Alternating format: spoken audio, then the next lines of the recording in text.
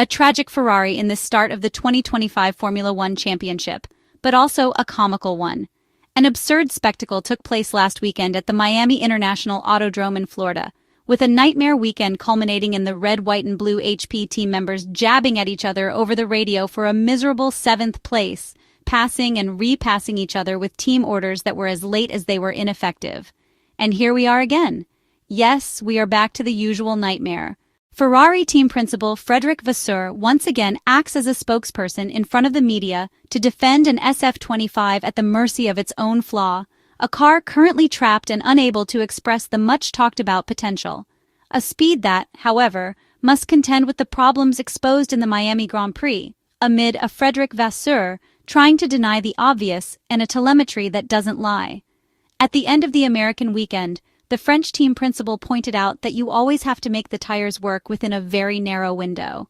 A Formula One era in which tire management becomes crucial for the outcome of the final results each weekend feels like black magic, as George Russell described it during the 2024 season.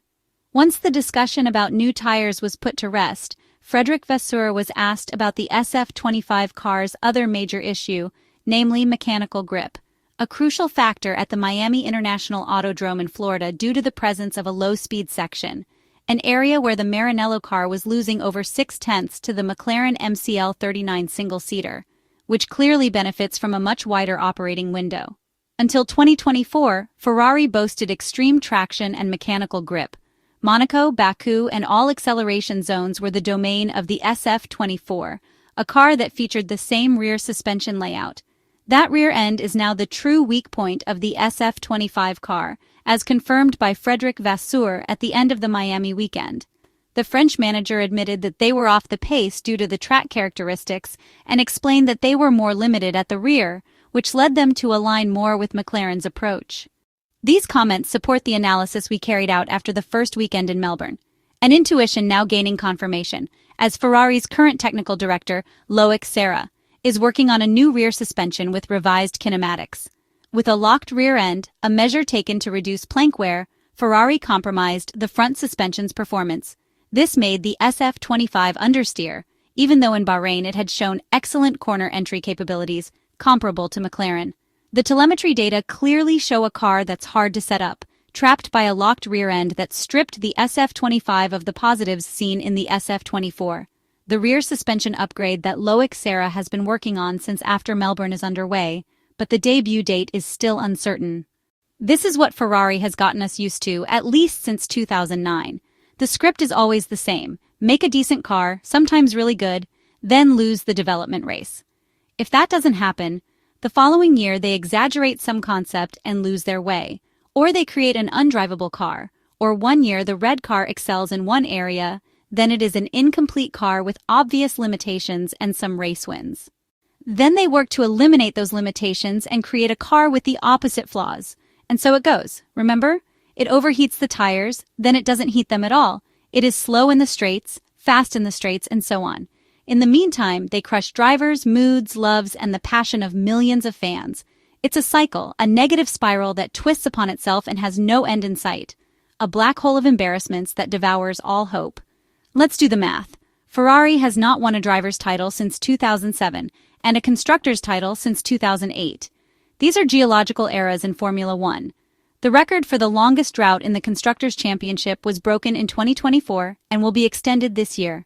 The previous record was from 1983 to 1999, 15 years. From 2008 to today, we are at 17 years. There is no expectation it will end this season, so next year will definitely be 18 years. As for the driver's title drought, we still have some faint hope of not matching it or surpassing it. The record in question is from 1979 to 2000. 21 years. As it stands, the last world title was in 2007 with Kimi Räikkönen. Considering that this year, unless there is a true miracle that we are not counting on, we will stay dry. From 2026 will be at 19 years. At that point, there will only be 2 more years to match the worst record. But let's not limit providence. Ferrari is preparing to write new records and new red pages. Red, but not of triumphs. Meanwhile, after long analyses, some keyboard sages have finally discovered why Ferrari doesn't win. Did you think it was because of a technical department with great ambitions, but not up to the task? whether in working methods or quality and unable to produce a winning car in Formula One, or a team not on par with the best in strategic planning and driver management? Foolish. It's the fans' fault that Ferrari does not win. Did you think? Or perhaps it was because of a management that seems to know little about Formula One, which is more interested in the balance sheet and the rosy earnings, complete with a little extra pocket money from F1? Superficial. Or did you think, maybe as a result of the above, that there's a lack of charismatic figures and, as a consequence, a ridiculous political weight? Come on! The real reason was identified by some enlightened sages and explained by them. The fault, hold on, is the fans who always criticize Ferrari. They shouldn't do it so often. They should let them work in peace. They need time and understanding. Damn, it's true they told us they could do wonders without Adrian Newey now at Aston Martin, and thank goodness the Green Team also took the remarkable Enrico Cardile. But these are details, trifles. The problem is that if they criticize so much, they destabilize Ferrari. And we know that in Maranello they are fragile, sensitive. They want to be loved uncritically. The mood of the fans makes them insecure. And so they proceed making blunders, and here we are. It's an influence, a negative aura that emanates from the fans and strikes like a dangerous plague the top brass of Ferrari. Someone tried weakly to argue that the fan has some good reason to be resentful, because the numbers are stubborn, and words are carried away by the wind. But what do you want it to be? They're a young team. They need peace and tranquility. Let the chef cook, don't create disharmony. The Maranello team is a faith.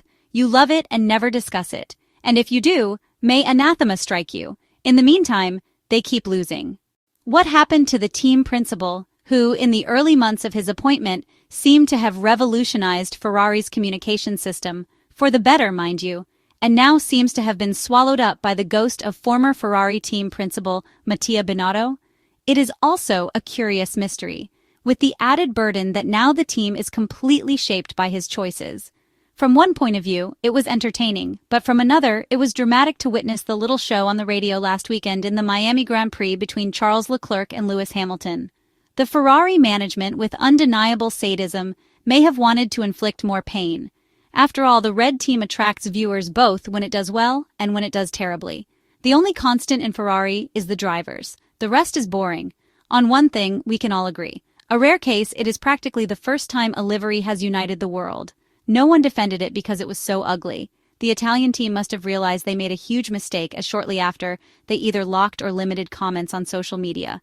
All messages were negative, some even offensive. The problem isn't that there are sponsors, nor that they need to be honored with the livery. It is about how it's done, and how the Italian team should do it. That makes all the difference in the world.